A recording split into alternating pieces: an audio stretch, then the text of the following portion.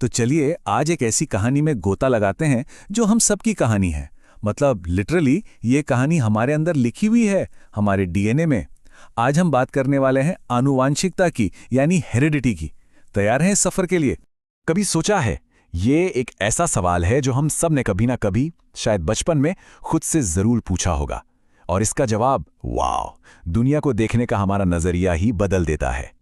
मतलब ऐसा क्यों होता है कि एक हाथी हमेशा एक बेबी हाथी को ही जन्म देता है, किसी और जानवर को क्यों नहीं?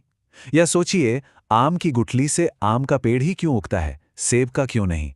इन सारे क्यों का जवाब एक ही बहुत पावरफुल बायोलॉजिकल प्रोसेस में छिपा है। और इसी प्रोसेस को हम कहते हैं वंशागति, या अंग्रेजी में हेरिडिटी। आसान भाषा में कहें तो ये वो जादुई पुल है जो माता पिता के गुणों यानी उनके ट्रेड्स को बच्चों तक पहुंचाता है, और इसी से तो पीढ़ी दर पीढ़ी जीवन चलता रहता है। तो सवाल ये उठता है कि इस पहेली को सुलझाना शुरू किसने किया? इसके लिए हमें टाइम में थोड़ा पीछे जाना होगा। चलिए चलते हैं 19वीं सदी के एक मठ के बगीचे में, जहां एक मॉन्क यानी एक साधु मटर के दानों के साथ कुछ ऐसा कर रहे थे जिसने साइंस की दुनिया में तहलका मचा दिया। उनका नाम था ग्रेगर मेंडल। आज हम उन्हें फादर ऑफ जेनेटिक्स यानी आनुवंशिकी का जनक कहते हैं। सोचिए, एक अकेले इंसान ने अपने एक्सपेरिमेंट से विज्ञान की एक पूरी की पूरी नई ब्रांच की नींव रख दी। उन्होंने मटर के पौधों पर बहुत सारे एक्सपेरिमेंट्स किए, और उन एक्सपेरिमेंट्स से उन्हें पता चला कि जो गुण होते हैं ना, वो बस ऐसे ही मिक्स नहीं हो जाते। जैसे लाल और सफेद रंग मिलाकर गुलाबी बन जाता है, वैसा नहीं होता, बल्कि उन्हें कुछ खास फैक्टर्स कंट्रोल करते हैं। और इन्हीं फैक्टर्स को आज हम जीन्स के नाम से जानते हैं। उस जमाने के हिसाब से ये एक रेवोल्यूशनरी आइडिया था, मतलब एकदम ही नई सोच थी। तो चलिए अब जरा मेंडल के बनाए इन नियमों को थोड़ा और करीब से समझते हैं। वो रूल्स जो ये तय करते हैं कि कौन से गुण अगली पीढ़ी में जाएंगे और कौन से नहीं। देखिए, हर जीन के ना अलग अलग वर्जन्स होते हैं। इन्हें हम कहते हैं अलील। इसे ऐसे समझिए जैसे किसी एक गाने के कई रीमिक्स वर्जन होते हैं। गाना एक ही है पर फ्लेवर अलग अलग।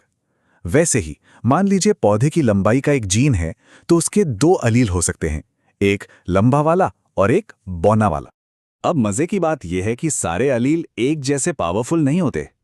कुछ होते हैं डोमिनेंट, मतलब प्रभावी। ये अपना असर दिखाते ही दिखाते हैं, भले ही उनकी एक ही कॉपी क्यों ना हो। और दूसरे होते हैं रिसेसिव, यानी अप्रभावी। ये बेचारे तभी अपना असर दिखा पाते हैं जब डोमिनेंट वाला अलील आसपास ना हो। तो साइंटिस्ट ये अंदाजा कैसे लगाते हैं कि बच्चों में कौन सा गुण आने की कितनी संभावना है? इसके लिए वो एक बहुत ही सिंपल सा टूल यूज करते हैं, जिसे पनेट स्क्वायर कहते हैं। ये एक छोटा सा ग्रिड होता है जिससे ये पता चल जाता है कि क्या क्या कॉम्बिनेशंस बन सकते हैं और किसकी कितनी प्रोबेबिलिटी है। यहां पर दो बहुत जरूरी शब्द समझना जरूरी है। एक है जीनोटाइप और दूसरा है फिनोटाइप। जीनोटाइप मतलब जेनेटिक कोड जो अंदर छिपा हुआ है, जैसे मान लीजिए कैपिटल टी और स्मॉल टी। और फिनोटाइप वो है जो हमें बाहर से दिखता है, मतलब उसका फिजिकल ट्रेट, जैसे पौधे का लंबा होना। तो जीनोटाइप अंदर की कहानी है और फिनोटाइप बाहर की। पर कहानी हमेशा इतनी सीधी नहीं होती। नेचर को सिंपल रूल्स पसंद नहीं है। कभी कभी कहानी में कुछ ऐसे मजेदार ट्विस्ट आते हैं जहां ये डोमिनेंट और रिसेसिव वाले रूल्स थोड़े धुंधले पड़ जाते हैं। जैसे कि इनकम्प्लीट डोमिनेंस, जैसा नाम से ही पता चल रहा है, यहां डोमिनेंस अधूरा है। इसका बेस्ट एग्जाम्पल है कुछ फूल। जब एक लाल फूल और एक सफेद फूल का क्रॉस होता है तो बच्चे गुलाबी रंग के होते हैं। मतलब न लाल पूरी तरह डोमिनेंट है, न सफेद, दोनों के बीच का एक नया ही शेड बन गया। और फिर आता है को डोमिनेंस। को मतलब साथ साथ। यहां दोनों अलील मिक्स नहीं होते, बल्कि दोनों अपना अपना असर एक साथ पूरी तरह दिखाते हैं, कोई किसी से कम नहीं। इसका सबसे अच्छा उदाहरण है हमारा अपना ब्लड ग्रुप सिस्टम, मतलब ए-बी-ओ ब्लड ग्रुप्स। देखिए, ए और बी अलील दोनों ओ के ऊपर डोमिनेंट हैं, पर जब ए और बी एक साथ आ जाते हैं तो कोई भी हार नहीं मानता। दोनों खुद को एक्सप्रेस करते हैं और बन जाता है ए-बी ब्लड ग्रुप। ये कोडोमिनेंस का एक परफेक्ट एग्जाम्पल है। और कभी कभी तो एक ही जीन मल्टीटास्किंग करता है, मतलब एक अकेला जीन एक से ज्यादा बिल्कुल अलग अलग दिखने वाले लक्षणों को कंट्रोल करता है। इस फिनोमिनन को कहते हैं प्लियोट्रॉपी। जैसे फिनाइलकीटोन्यूरिया नाम की एक बीमारी है। इसमें एक ही जीन में गड़बड़ी होने से शरीर और दिमाग पर कई अलग अलग असर पड़ते हैं। अच्छा, तो अब तक हमने बात की मटर के पौधों की, फूलों की। चलिए अब इन सभी कॉन्सेप्ट्स को खुद से जोड़कर देखते हैं, क्योंकि आखिर ये कहानी सिर्फ पौधों की नहीं है, ये तो हमारे अपने बायोलॉजिकल ब्लूप्रिंट की कहानी है। तो ये जो जेनेटिक वेरिएशन है, मतलब हम सब जो एक दूसरे से इतने अलग हैं, इसका मेन सोर्स क्या है? वो है म्यूटेशन, यानी उत्परिवर्तन। आसान शब्दों में कहें तो हमारे डीएनए कोड में होने वाला एक परमानेंट चेंज। और ये चेंज बुरा भी हो सकता है, न्यूट्रल भी, या कभी-कभी अच्छा भी हो सकता है। एक तरह का म्यूटेशन होता है जिसे पॉइंट म्यूटेशन कहते हैं। इसमें डीएनए के लंबे से कोड में बस एक अक्षर, एक सिंगल बेस पेयर बदल जाता है। सुनने में ये बहुत छोटी सी बात लगती है ना? जैसे किसी किताब के एक शब्द में एक लेटर की गलती हो गई हो, पर इसका असर बहुत बहुत बड़ा हो सकता है। इसका एक क्लासिक और काफी सीरियस एग्जाम्पल है सिकल सेल एनीमिया।